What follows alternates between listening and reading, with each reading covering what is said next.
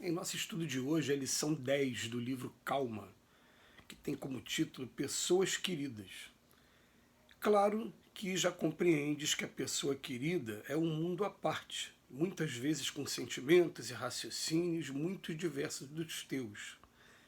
Entendamos a situação de cada individualidade dentro do contexto de necessidades e provas de que se faça portadora e respeitemo-la na problemática que apresente. Incentivemos os familiares queridos a fazerem o melhor de si mesmo, sem, no entanto, desconsiderar-lhes a vocação para as tarefas mais simples. Atendemos ao imperativo do diálogo construtivo e que as nossas sugestões de melhoria possam ser plenamente anunciadas. Se os nossos roteiros mais nobres não forem atendidos, desde que estejamos tratando com criaturas a quem as leis humanas já conferiram os direitos da maioridade, seria violência de nossa parte encarcerá-las em nossos pontos de vista. Planejamos a aventura conjugal para nossos filhos enquanto na Terra, entretanto, na hipótese de haverem nascido para uniões de resgate difícil, seria perigoso compeli-los à fuga do caminho a percorrer. Estimaríamos honorificar descendentes amados com os títulos acadêmicos do mais alto porte. Todavia, muitos terão vindo até nós, quando no plano físico, para os mais rudes encargos, cabendo-nos respeitá-los. Se almas queridas jazem caídas no erro, quando terão vindo ao mundo com a promessa de superar induções à queda, não as reprovemos ou condenemos de modo algum, e sim saibamos deixar-lhes o caminho livre, tanto quanto possível, para fazerem da vida que lhes é própria o que melhor lhes pareça. Não obrigues ninguém a viver conforme os teus padrões de comportamento, de vez que não suportarias imposições alheias em teu modo de ser. Em suma, conserva a serenidade ante as escolhas do próximo e vive a própria vida, deixando aos outros a liberdade de viver a existência que Deus lhes concedeu. O texto de hoje é um texto muito profundo e vamos recorrer aqui ao Livro dos Espíritos, porque o Livro dos Espíritos ele vem trazer a informação de que existe parentela espiritual e existe parentela corporal. Né? Parentela espiritual. Quem são nossos parentes espirituais? São aqueles que têm afinidades e que têm simpatia entre si. E Allan Kardec, ele até, num capítulo que trata dos anjos guardiões, ele fala para a gente assim, quem são os espíritos que se relacionam com a gente? Né, se a gente fosse fazer assim uma classificação. Em primeiro lugar, todo mundo tem um anjo da guarda, tem um espírito superior que nos socorre nos momentos que a gente precisa através das orações. Em segundo lugar, nós temos espíritos que são familiares, que têm simpatia, que gostam da gente, têm convívio com a gente já de algum tempo. Depois deles a gente tem espíritos simpáticos, eles não são necessariamente espíritos familiares, mas quando a gente está fazendo determinadas atividades, ele tem simpatia com a gente. Por exemplo, eu sou músico e sou espírita. Quando eu estou tocando, eu tenho espíritos que são simpáticos à música, mas não necessariamente eles são os espíritos. Quando eu vou para a minha religião, eles vão para outros lugares. Então, né, tem os familiares, tem os simpáticos, e depois desses tem aqueles que nos são estranhos, tem aqueles que podem estar sendo os nossos, entre aspas, obsessores, porque a gente aprontou com eles no passado. São esses espíritos que a gente se relaciona com eles. E a diferença de parentela espiritual para parentela corporal é que nem sempre aqui na carne, quando a gente vem para cá, para esse mundo, a gente convive com pessoas que são da nossa família espiritual, exatamente. Está tendo aqui o vínculo da carne, do sangue, mas não tem esse vínculo de afinidade, de maneira que é muito comum até a gente observar que tem amigos que são muito mais nossos irmãos do que os próprios irmãos de sangue. Porque, na verdade, o irmão do sangue parece que não tem afinidade nenhuma mesmo, e a gente fica estudando e vendo por que será que Deus faz isso aqui na Terra, e por quê? Porque a família é a grande escola.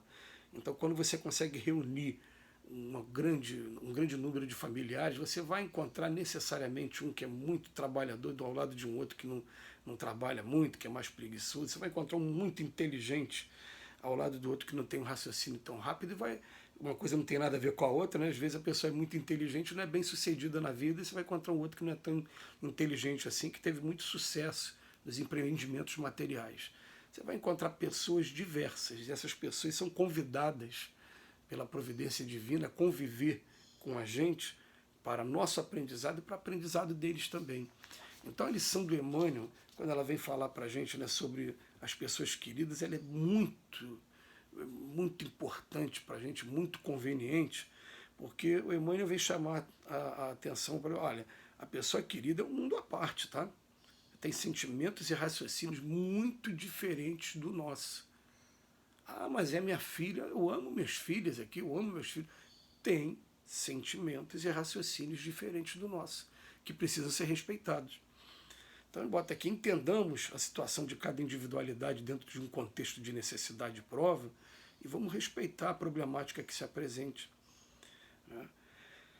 Incentivemos os familiares queridos a fazer o melhor de si mesmo, sem, no entanto, desconsiderar-lhes a vocação para as tarefas mais simples. Tem vocação que eu não tenho a menor, mas ele tem, que ele faça o melhor dentro daquela vocação dele. Ninguém é obrigado a gostar de matemática porque eu gosto de matemática, ou desgostar de matemática porque eu desgosto de matemática. Não existe isso. Agora ele fala assim, atendamos sempre ao imperativo do diálogo construtivo, para um ajudar os outros, né?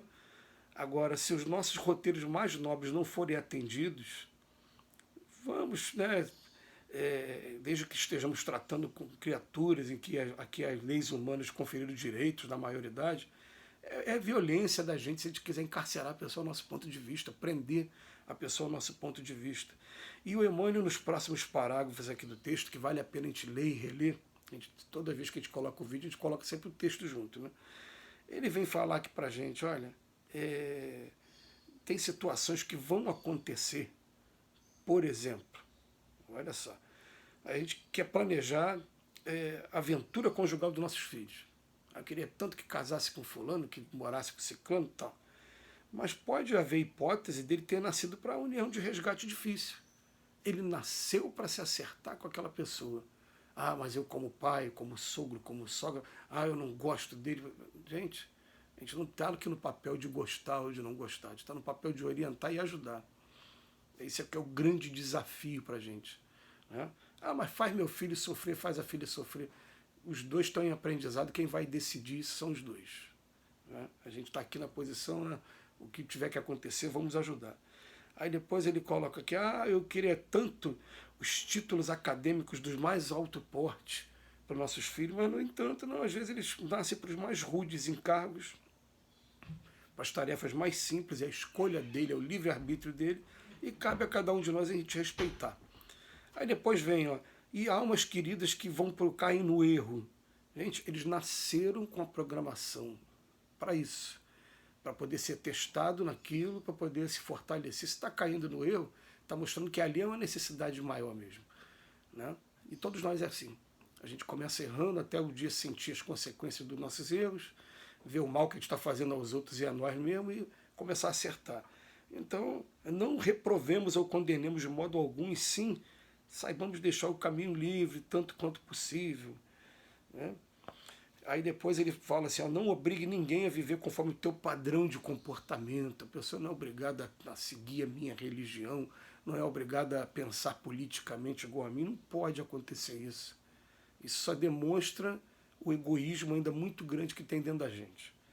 Em suma, ele termina aqui falando, conserva a serenidade ante as escolhas do próximo e vive a tua própria vida, deixando aos outros a liberdade de viver a existência que Deus lhe concedeu. Só que o Emmanuel não está falando de pessoa qualquer não, gente. Nesse texto de hoje o Emmanuel está falando de quem? De pessoa querida. Ele está falando daquela pessoa que tem um vínculo mesmo emocional, sentimental com você, por algum motivo. É pessoa querida. Esse é o comportamento que a gente tem que ter com relação à pessoa querida nossa. E a gente encerra só mais uma vez lembrando de uma letra de uma música do Paul McCartney, que sempre emociona muito o pai conversando com o filho. Ele fala assim, me dá a sua mão, eu quero apertar a sua mão, quero mostrar para você que eu sou seu amigo. Você vai entender que se eu puder fazer as coisas ficarem mais simples, é tudo que importa no final. Aperta aqui, pode pesar 1 tonelada. Estamos juntos? Aperta aqui. Né? Aquela coisa de apertar a mão. E emociona. Me emociona todas as vezes que a gente canta e lembra dessa música. Que Jesus nos abençoe hoje e sempre.